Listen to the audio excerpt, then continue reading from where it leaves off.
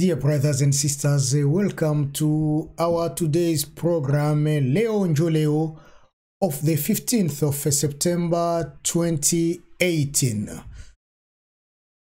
It's me here, Odone Bulamba, who is going to spend some time with you talking about the situation of the DRC today.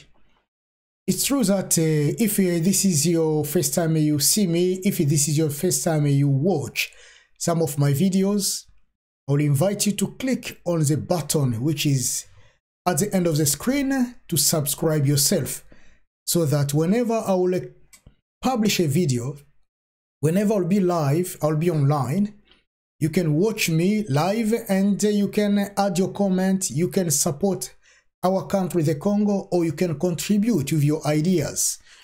Once again, welcome to our programs. Without taking long, let me go to our summaries or headlines. In South Kivu, at least 55 cases of cholera have been reported in Fizi. In Ruchuru, calm is observed after the death of two people in the fighting between the Congolese armed forces and the suspected FDLR.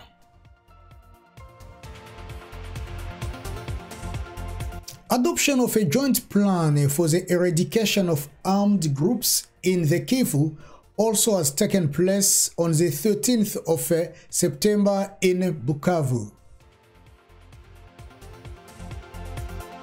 We go to Beni, where MONUSCO announces the strengthening of its presence in Beni. And don't be surprised, the voting machine for the DRC has been attacked in justice. Someone took the case to court. And as I told you last time, one of the journalists, Hassan Murabazi of the Svein Radio, was kidnapped in Bukavu since September 11th. Now he was found in the territory of Kamerhe. And finally, I will talk about the single opposition candidate.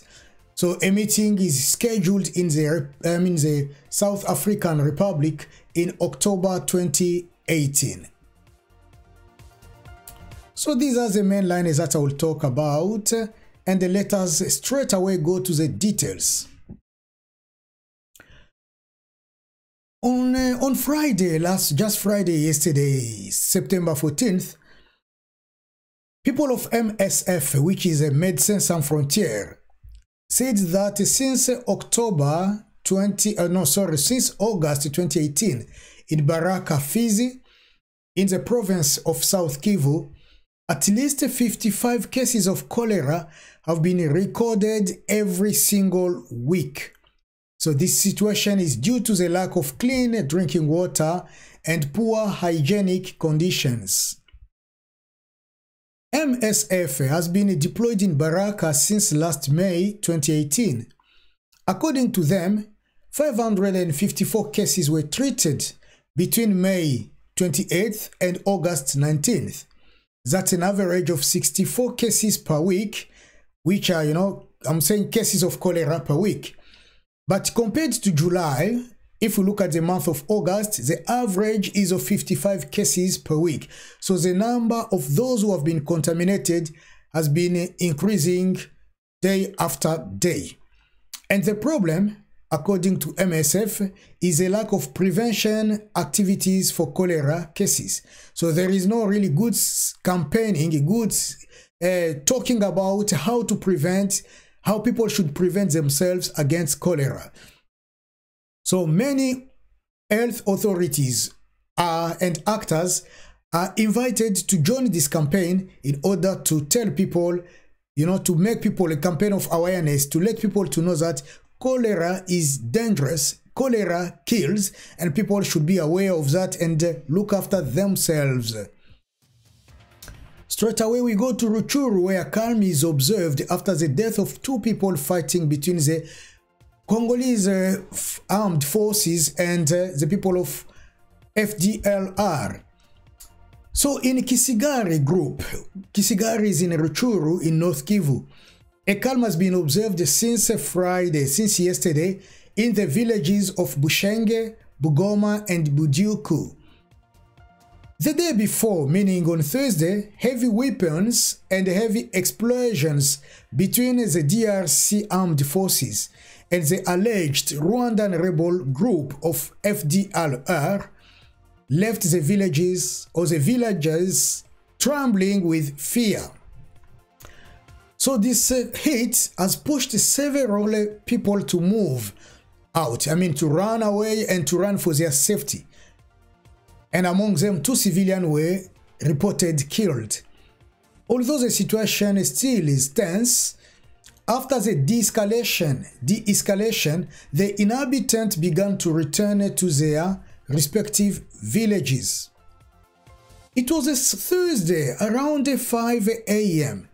that a convoy of the Congolese army would have fallen into an ambush to the alleged FDLR, and that was around one locality or an area known as Bushenge.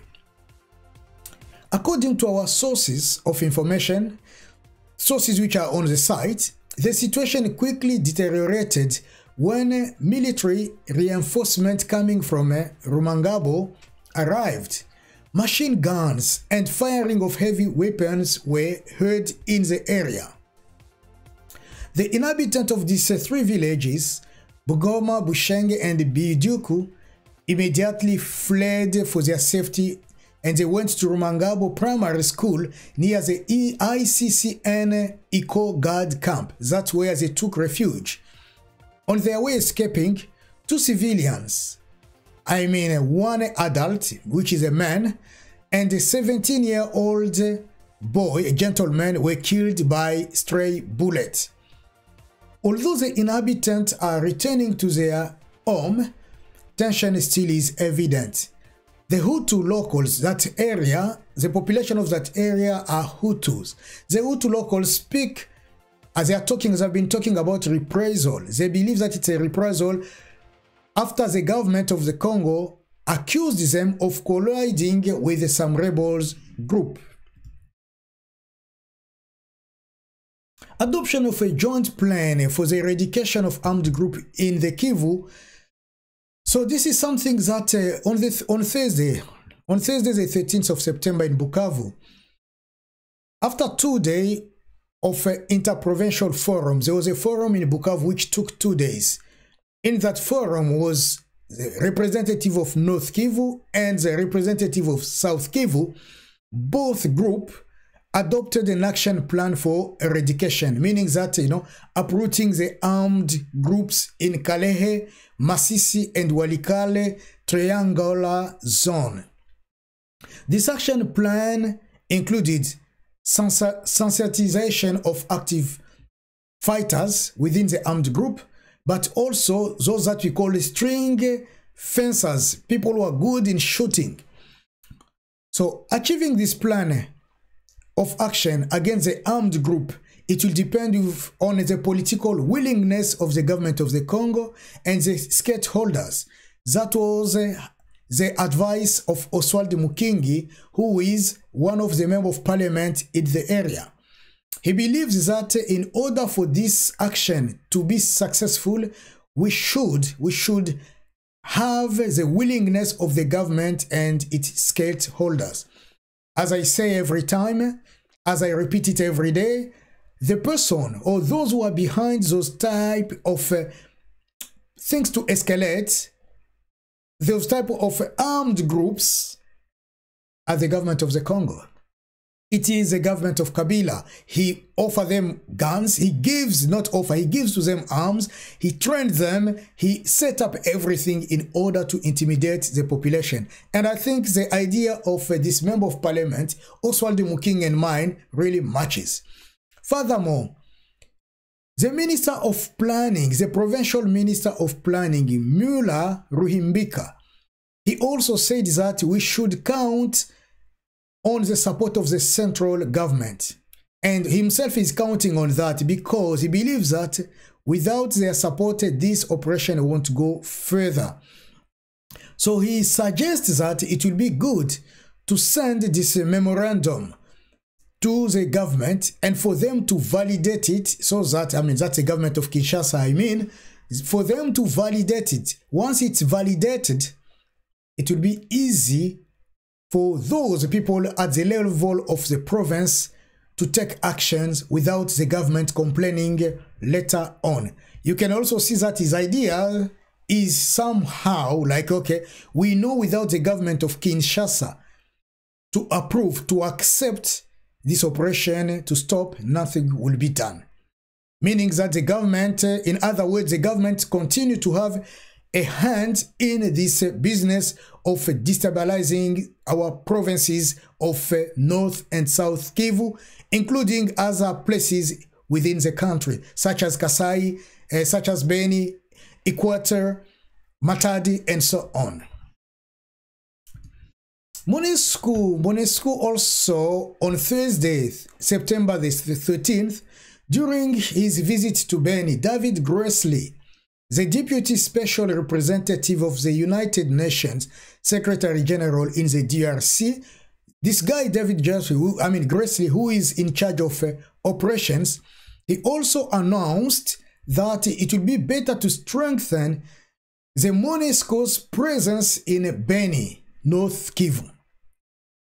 And he says, I will repeat his word, we are concerned about this security situation, which is why I have come with our MONUSCO force commander to see what we need to do to strengthen our presence here, to help to protect civilians. Gressly didn't stop there. He also said that this reinforcement should be done in partnership with the Congolese government or the Congolese army. In his words, he said, I think it's important now to really strengthen not just our capacity, but also this cooperation. So we will review our strategy with our staff, civilians, and the police too. We really want to stay in much more contact with the people during this period. As you can understand, inviting the Congolese army, the Congolese police, inviting the Congolese people to join them to stabilizing peace in Beni, it means that they know the Congolese army, the Congolese police, the Congolese government have been playing a crucial role or will play a crucial role in stopping this. So they have got also a hand somewhere caught in this business. Those who have been destabilizing, those who have been putting Beni in shaking, in a volcano or earthquake of peace, it is the government of the Congo. So for them to take place, to take part in this operation will help peace to be settled. Thank you for the people of MONUSCO. We are going to move together to another point where the voting machine was taken to court by a lawyer, a Congolese lawyer, who believes that this motion, this voting machine, it's unconstitutional. The use of this voting machine is against our constitution. And he filed, that motion to the Court of Appeal, or we call it maybe the Constitutional Court. At 13 weeks now of the election, the scheduled use of the voting machine in the election, which is coming on the 23rd of December, still raises protests within our Congolese political class, Congolese society, Congolese civil society if you want, and also in our villages everywhere for those Congolese who are living in the Congo or outside of the Congo. So according to Jean-Marie Kabengele Ilunga, who is a lawyer at Kinshasa Matete Bar, I'll call it because he's a barrister, Bar. So he's a man who is bearing this case. He's a man who pointed out that neither the constitution of the Congo, nor the electoral law give provision for the use of this voting machine. I remember once I spoke about this and I showed to you how the law doesn't allow this machine to be used. I gave to you specifically some of the articles, some of the rules, some of the references of our constitution which do not allow this machine to be taking place during our elections. Anyway, Mr. Ilunga has announced that he has lodged another complaint against the non-registration of Congolese nationals who live abroad. Their names don't appear on the electoral lists. If you live abroad, your name does not appear on the electoral list, sorry. Furthermore, those Congolese who live abroad are completely excluded for voting, and they are also excluded for being candidates. We know all together, you and I, we know that the opposition, including ourselves, because every time I say that we are the opposition, we have been complaining to Seni about complaining about this machine. We have been showing, we have been presenting to Seni our claim that we don't need to use this machine for the election. But Seni continues to turn our request down. What is going to take place, we will see in coming days. Our next point will be about Hassani Murabazi, the journalist Hassani Murabazi, journalist of the Svein Radio in Bukavu. The gentleman who was kidnapped since September 11th in Bukavu was found in the territory of Kabare. For those who don't know, Kabare is located about 10 kilometers away from Bukavu. When he was found, he was very tired and weak. And at the moment, after being found, he was sent to the hospital where he went through treatment and recovery. But I will tell you that as he vanished, as he was kidnapped, the people that we call Reporters Without Borders, so it's a small association of reporters, checked his phone. As I told you, his phone was left on the table, and they found a few messages which were shocking messages. Some of those messages who were sent by unknown numbers. They called Hassan to being a demon. They called him a demon. They called him a little journalist. And they told him to leave Ramadhani Shadary alone. Ramadhani Shadary is the candidate who will represent the FCC, the front for the common front for the Congo, or the group with that political group movement platforms that support Kabila. Ramazani is their leaders for the coming presidential. So this gentleman, last Sunday, he had a program where he commented, he talked a little bit about Ramazani Shadary. As consequence, he was kidnapped and he was taken to Kabare. Thanks to God, thanks to you, thanks to all of us for speaking louder, for talking louder about the case. They have released him. Shame on them. And as I always say, luckily our mouth do not pay bills. We don't have to pay every end of the month a bill for speaking or talking. We will continue to talk and we will continue to expose your evil plans.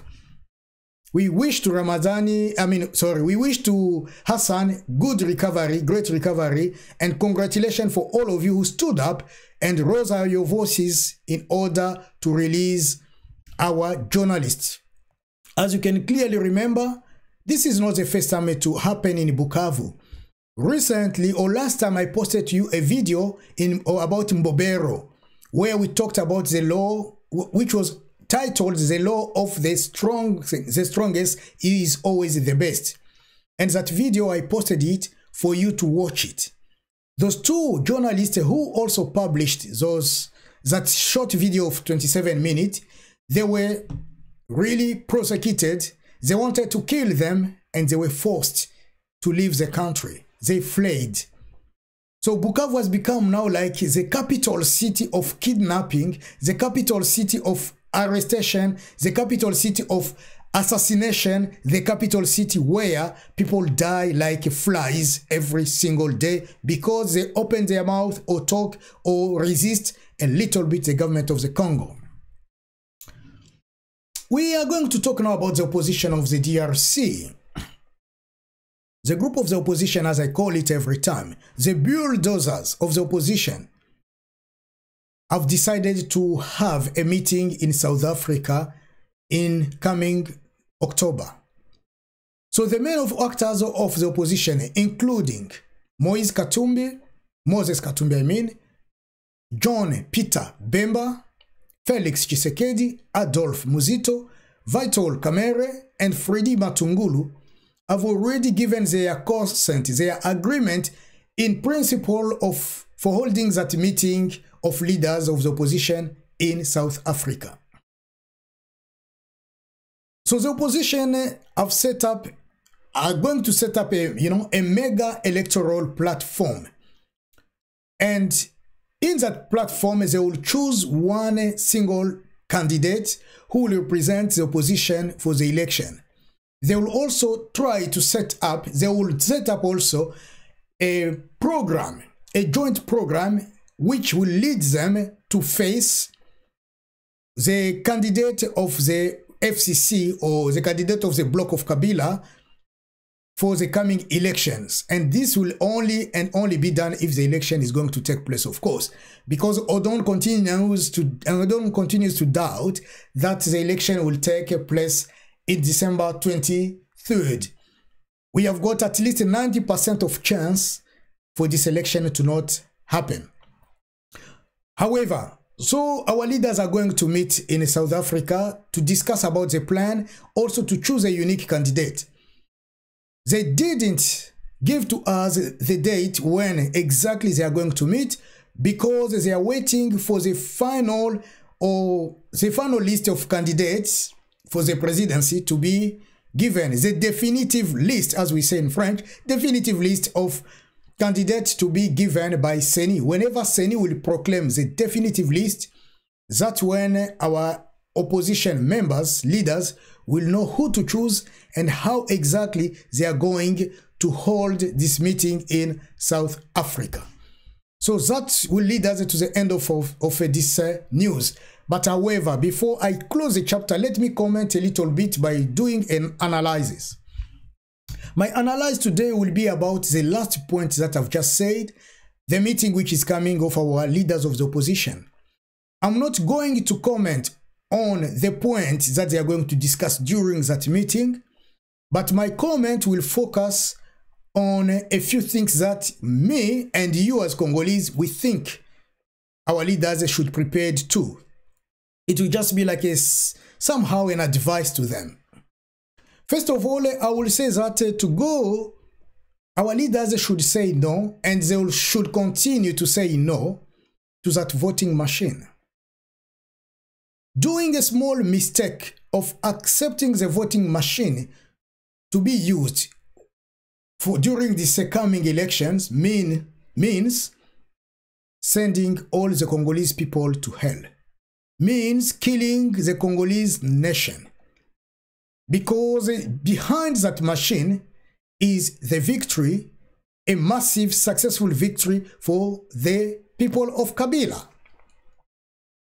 Although we are not sure if the election is going to take place, but you, our leaders, our representatives, we beg you, we ask you to not go to the election with that machine. Please refuse, reject, categorically reject that voting machine. The population of the Congo has placed their trust in you. The population of Congo has chosen you to be their representatives, their leaders for the opposition for these coming elections. That sufficiently proves that they trust you. Without trusting you, they couldn't accept you to be the head, to be the leaders of theirs. So for that reason, we are requesting you to show to us some proof of love. Proof of love. Love between or among yourselves. Love among you people of the leaders of the opposition. Be united. And if you love each other and you are united, then we'll also benefit from your love, the fruit of your love. But if you are not united, if you don't love each other, if you continue to kill each other, fight each other for personal interest, for your selfish interest or gain, then you'll kill our entire nation. Remember, the Congolese people have got their needs, daily need, basic needs that the country cannot actually, that illegal government of Kabila cannot respond to. Congolese today, you'll find someone who is 45 and is still living with his parents because he can't afford to live by himself. We have got several people who have completed universities, they have got degrees, but they are not employed. In order to be employed today, nowadays, you have either to join the political party of Kabila, you have either to accept some of the mysterious conditions, some even young people, they join now, you know, those magical things in order to get the job. If you want to get the job, they will give you a list of conditions, which are evil conditions, before they employ you. Therefore, people now find themselves in a horrible situation, where you can find now with this situation actually known as Ujana in Kinshasa, where minors girls of 12, between 12 and 14, they have to go everywhere they become like sex workers in order at least to find $1 or 100 Congolese francs to feed their families. We have to wake up. You leaders of the opposition, we are asking you as our representatives, please remember that Congolese people they need just the basics. Please fight for that, because the situation is going from worse to worst. It's going from bad to worse. The situation is changing Congo to become a Sodom and Gomorrah, where people have to sin before they find even something small to put in their mouth or under their teeth.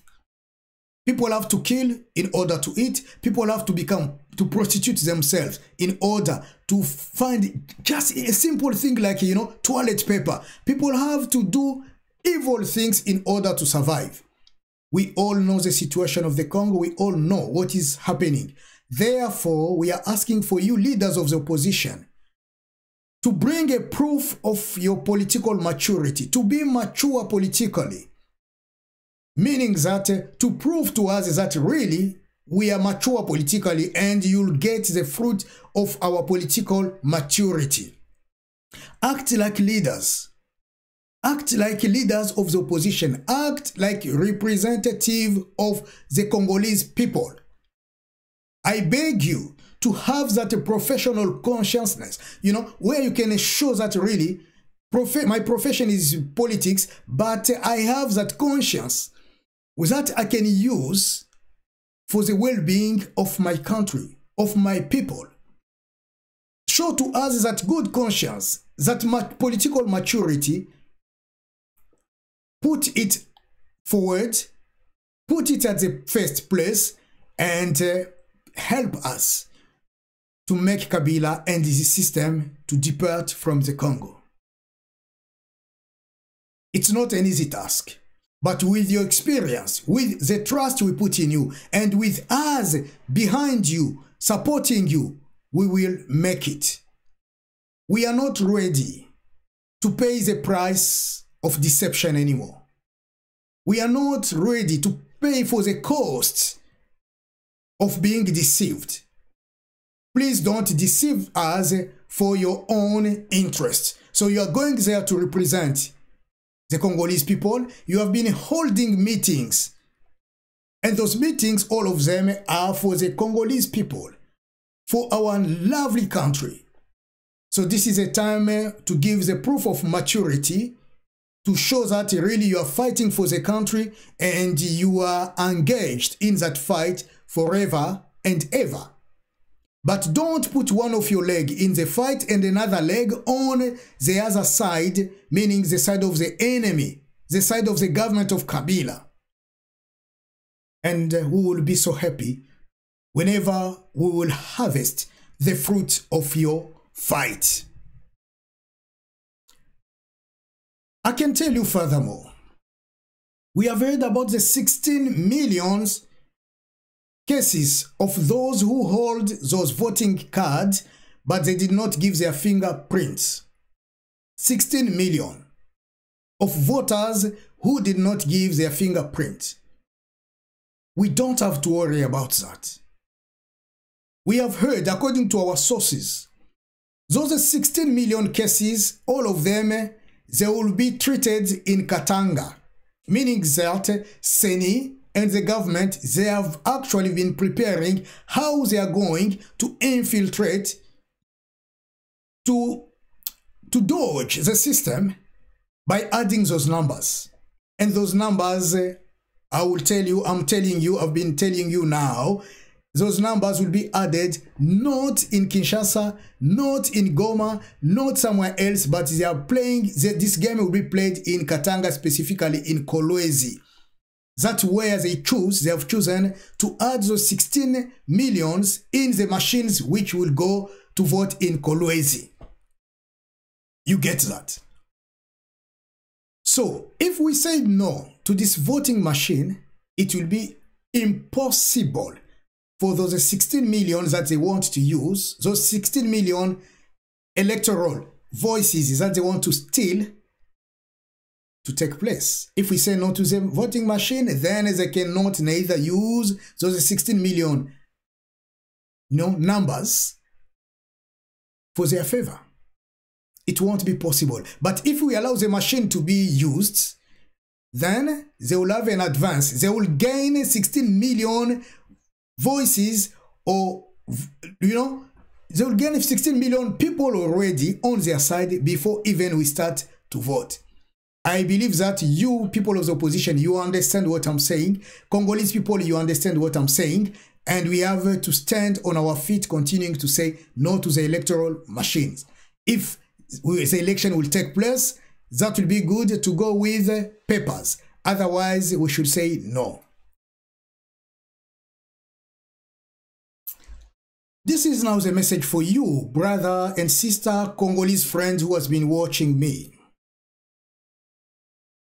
We Congolese, we don't have to forget that Kabila, who is today illegally at the chair, as we say, who is chairing the country, who is now the head of the government actually in the Congo, although he's there illegally, we don't have to forget that Kabila was one time a rebel.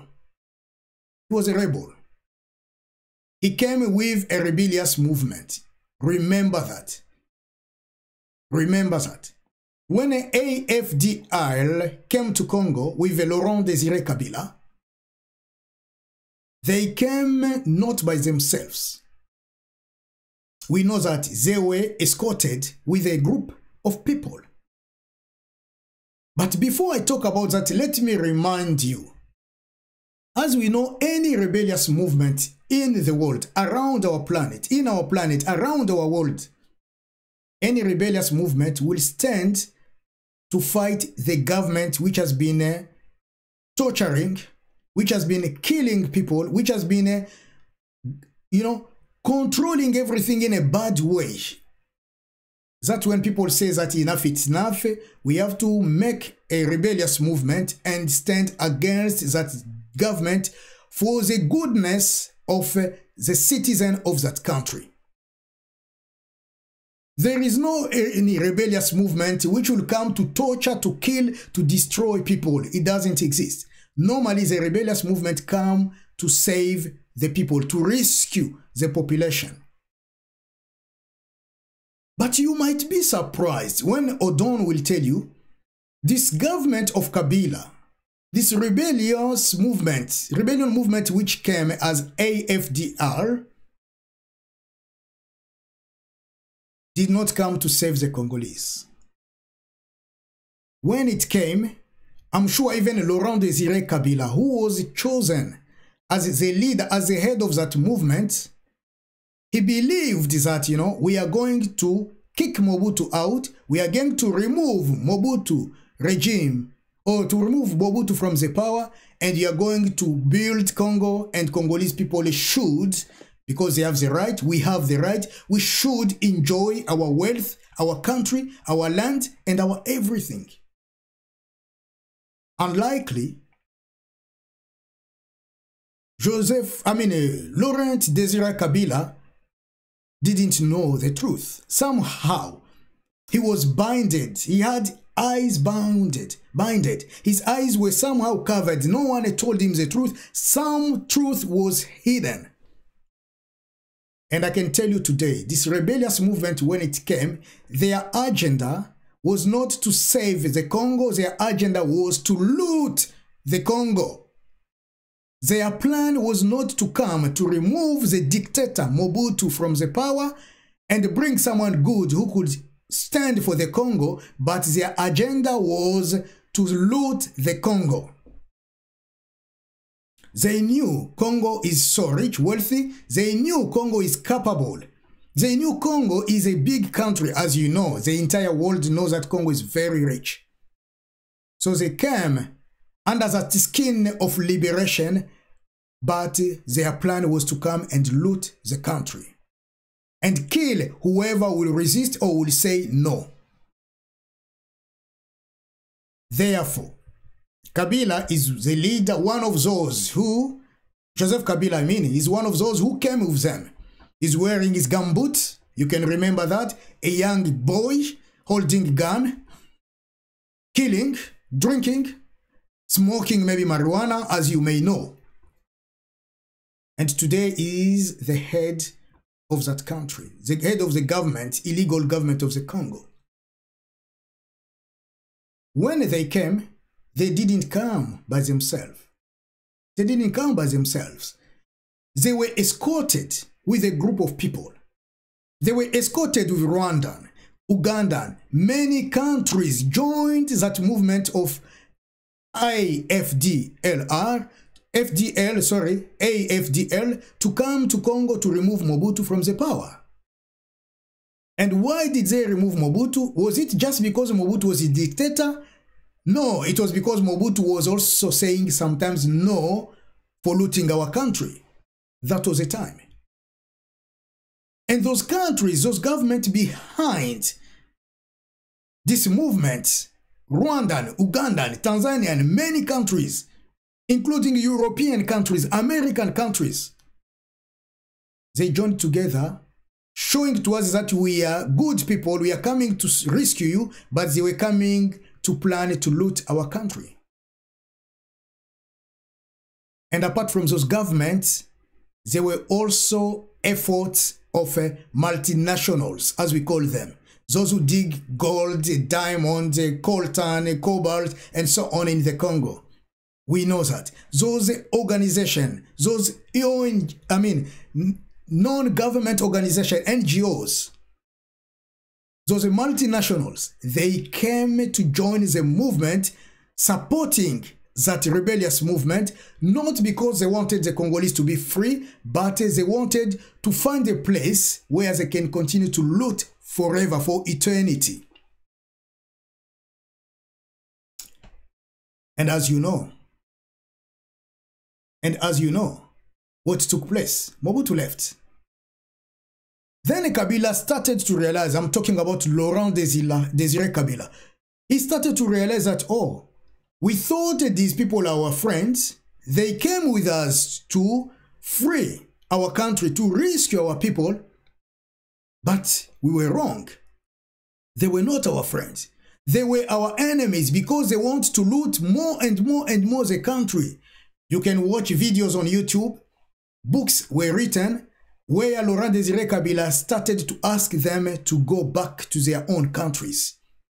He said, no, you can just leave a thank you. You have helped us. We are going to pay you, or we have already get whatever we agreed on. Go now. You should leave our country. As consequence for saying that, Laurent Désiré Kabila was shot dead in a cold blood. He was killed. And he wasn't killed because he was a bad guy. He wasn't killed because he came with them. He didn't know, possibly he didn't know who they were. They were smiling with him, but in their heart, deep in their heart, they were like poisoned snakes. They were unhappy with him because he was blocking them to not loot our country. He was killed. Furthermore, sometimes it's a shame. I will say it loudly. It's a shame, a big shame even, when I see Congolese people, Congolese who went to university, Congolese who completed their primary school or secondary school, Congolese people who have got experience, life experience, political experience. They are big lectures around the world. They are big men in our societies, in our communities, in our villages. We respect them. The same Congolese people are standing behind Kabila. They are holding Kabila's hands and legs, raising him up to say, live forever Kabila, continue to be the leader of the Congo till the day that you will die. Shame on you. They continue to escort him, to work with him while they are destroying our country, while their country has been occupied. They have decided to continue with Kabila while the blood of their brothers and sisters continues to cry, to shout for help. And why that? Because most of them, you can check this information if you want, most of those who work with Kabila, for Kabila, and by Kabila or next to Kabila, most of them hold a second nationality. They hold a second nationality. They've got another passport. They are citizens of another country. And don't be shocked or surprised to know that most of them are citizens of Belgium. The majority of them are citizens of Belgium. Is it a coincidence? Is it a coincidental case, or is it just any realities? And they believe that because I'm a citizen of Belgium, later on, I will go to Belgium. If things don't work properly for me, after looting the country, after gaining bloody money, excuse me the term, I will rush, I will run, I will hide myself in Belgium with my family members, and for the rest of our lives, we'll be fine. But don't forget, you, my brother or sister who has been supporting Kabila because you have got a second nationality, I'm talking to you, I'm telling you. Don't forget that Mobutu, he also had people surrounding him, who also held the other time, who also held a second nationality. They looted the country, they stored their money abroad, they hide their money in those countries. But after the departure of Mobutu, after the regime of Mobutu collapsed, after Mobutu being removed from the power, those amount of money, their millions, got frozen in many European countries. Those millions of dollars that they stole from the country were kept by the nationals of those countries. And even they were told, you don't have access to your account anymore. Those accounts were blocked. Money was frozen. And as we are talking today, you know very well, you can read and discover there are several, if not tens, if not hundreds of them.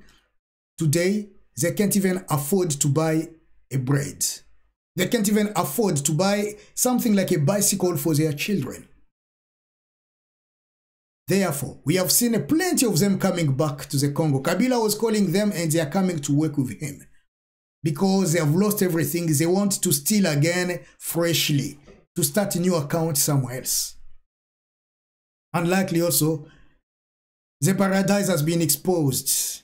Wherever you hide your money, we will know, we will find it, and we will take it back. If we Congolese, we are not taking it back, we are not bringing it back home, remember that that country where you store it, they will freeze it. They will use it instead of you. It will become their money. Shame on you. And these people didn't come to Congo. As I say, those multinationals, those governments who accompanied or who came with Kabila, they didn't come to Congo just to occupy the country. They came with an intention to remove a piece of land, to take a piece of land, and to make a new country from the Congo. You know the story. It's not a new story. It started around the 80s, early 80s. You have heard about this story of a Hima Empire, where they are saying, okay, we should just cut Kivu, Maniema. I mean, when I say Kivu, it means the South Kivu, North Kivu, Maniema, a portion of maybe another place in Katanga, and make Hima Empire, the eastern part of the Congo. And this idea of removing a portion of the land to become a new country, to become an independent country, didn't stop in the 80s. They continue to encourage people. You people from the Katanga, ask for your Katanga to become a country. You people from Kivu, ask for your Kivu to become a country. You people from Kasai, also ask Kasai to become a country. And that news has spread. And I've heard people telling me that. I've heard people talking about, we should just remove ourselves and become independent. And that idea didn't come from you, my brother or my sister. That idea has got a source, and that source is not even the person who informed you about it, it's someone else behind the scene. Look at the example of South Sudan. Sudan was one country, now it's divided in two. North and South Sudan. What has been happening? South Sudan believed that because we are now independent, now hooray, we are now a country, will be good. But today, the situation that South Sudan is crossing is horrible. It's precarious compared to what it used to be. Once your country is divided, there might be a purpose for those multinationals, for those who come, government who hide behind an individual. They come to loot the country. And once you are divided, they loot seriously, without fear, without forgiveness. And that's a reality. That's the truth that you can't hide under the sun. So whenever you say, yes, we want our Katanga to be free, we want our Kivu to be removed, we want our Equateur to be removed, or Bakongo to be removed, are you really going to handle the situation? Do you really think you are clever, or you will handle the situation cleverly more than the planner of that situation? Whoever planned it, they know very well what they are after, because they want to continue to explore your country, to explore your province, to explore your region for eternity. It won't be easy for you tomorrow to remove them, telling them, leave now our property, leave now our country, we want to be free. It won't work. So don't allow the portion of your province to be removed from the Congo, believing that you'll become a better country. Nah, it won't work. With such intentions of those governments who are behind Kabila, of those multinationals who are behind Kabila, of those inconscious, people who don't have a good conscience, people, those Congolese who support Kabila, do you really think that with their evil intentions, are they really going to help the Congo or the people of the Congo? I will say no. For them, whenever people die massively, in mass, whenever people are killed, whenever disasters are hitting people, whenever people are frightened and they are forced to leave their land to go and find refuge somewhere else, that's a time when they are happy. Because they are happy because you run away from your villages, you take refuge somewhere else, it's time for them to explore now your land. It's time to dig gold, to get coltan, to get whatever they want, the time that you run away from your land.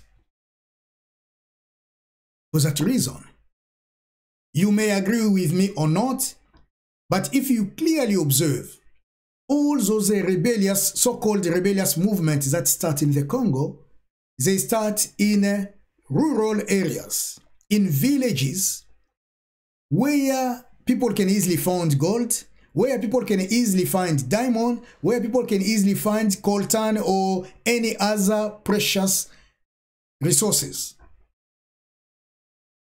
That's where the war starts. Every time. Those are the zones which are the most touched and attacked. They can't come to Kinshasa. What is in Kinshasa? There is nothing in Kinshasa. There are places where they cannot go because there is nothing there. So they have to start where there is something so they can loot, they can explore as much as they want. And the question is of knowing, after extracting those minerals, where do they take them? Those minerals just cross borders. And those government who came with Kabila, they buy them. They even supply ammunition, things to rebels, go and make trouble together with Kabila, and they will continue to loot. I believe that tells you something.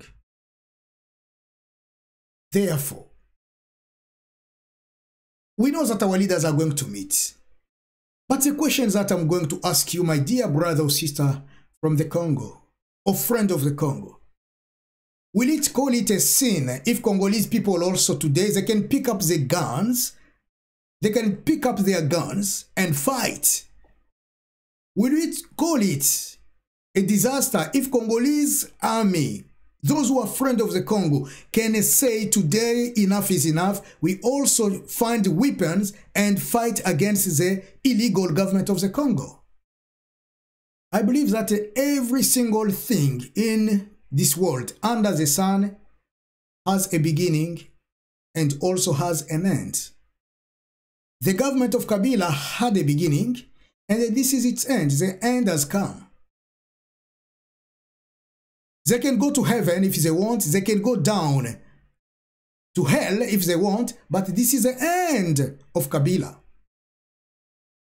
And he should accept that because there is nothing under the sun which will live for eternity. Although he believes that he's strong, he's not going to live forever. He will never live forever. His government will never continue to lead the country forever. It won't happen. It won't. Kamikaze people, they have taught us a lesson. And many other examples are there. As I've said, we have seen in northern part of Africa, Egypt and other countries. We can stand against you. We can stand against this government, this illegal government. So Congolese people should stand. It's their right to stand. As Bob Marley said, stand for your right. Remember one thing, for those who read the Bible, those who read religious books, there we come across a story of this man that I'll call even a monster. He was giant, Goliath. Goliath was strong, and if you read about his story, just what he was wearing was a very good protection and nothing could harm him. He was well protected. And he had a strong army. He had all the means, all the necessary things he needed to fight and defeat the people of Israel. To the point that the army of Israel was shaken. Just his presence, no one could come closer to him. He was abusing them, abusing their God. Anyway, to cut the story short, this gentleman David killed Goliath. Not with a hammer, not with a machete, not with a gun, but a simple stone. David was thin, maybe like my finger. David was small in size. But the stone that he used made that guy to lose his life. Kabila also believes that behind him he has got, those multinationals who come to loot from the Congo. He has got government who surround him, who come to beg him every time for money. He has got several companies behind him. He has got mercenaries, armed robbers. He has got everything that you can say. He has got money. He has got experience because he's a soldier. He was trained as a soldier. He has got billions, millions of hundreds of dollars somewhere. He believes that he was very well secured. He believes that his life is now fine. He believes that nothing can shake him. I can tell you, Frankly speaking, I can tell you, although you have got all those ambassadors, you have got all those people behind you, you have got all those who are under the carpet acting for you. Their numbers can be millions or 50 millions. Your support can be up to 12 billions if you want. But all those numbers, we Congolese, we are timing it by 0. If you have got 50,000 people, supporters, political actors around the world who support you, will make it times 0. The answer will be, as you know, anything times 0 equals 0. If you have got millions or billions of dollars that you have looted from the country, and you are planning to stay on that power or for that power or to stay as the head of the government of the Congo forever, we are timing it by 0. We are multiplying it by 0, and the answer will be 0. So don't waste your time. You should quit before it's late. Don't waste your time. Normally, as I say, a river, as we know, any river keeps its name forever. We have got the River Congo, River Lualaba, River Ruzizi, many rivers in the Congo, and those names never and ever change. But the water that flows in those rivers is not the same. The water which came yesterday and passed, it goes through the river and continues its way. Kabila also, you came from somewhere, you are coming to pass, and you are passing now. Accept that is a reality of our nature. That is the truth. Without going deeper, so let me tell you, people and leaders who are there, people who are our representative, leaders of the opposition, you are going to do another meeting in October. We are grateful for that. We appreciate your courage. And this is not the first meeting. This is not the second one. You had one in Belgium. You had one somewhere else in Kinshasa, and so on and so forth. To do meetings is not bad. We agree with you, and we need to continue to have those meetings. But whenever plan A doesn't work, we should have a plan B in place.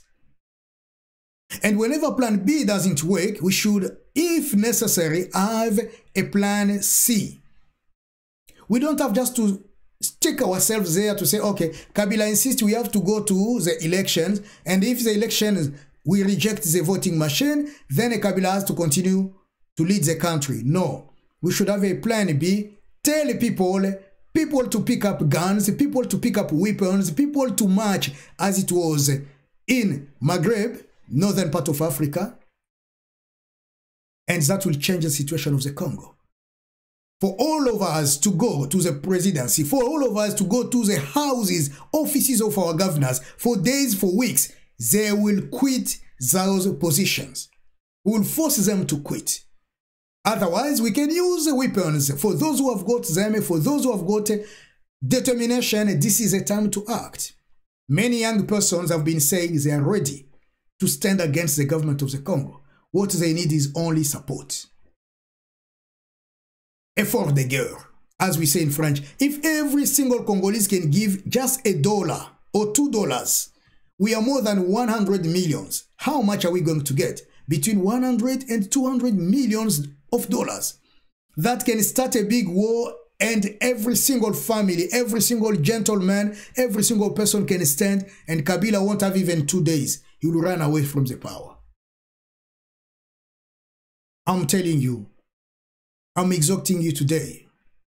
No one is going to fight for us. We have to stand for our right. May God bless the Congo. You and I together, holding hands, living in love, working in love, supporting each other with good actions, will free our country, will free our mind, will free our heart, will also free our next generations. Once again, thank you so much for watching me. Thank you for watching this program. If this is your first time to watch us, I will ask you to click on that button, subscribe yourself, so whenever we publish a video, you can be up to date with us. Thank you very much for your time, and I wish you a very good weekend. Thank you and goodbye for now.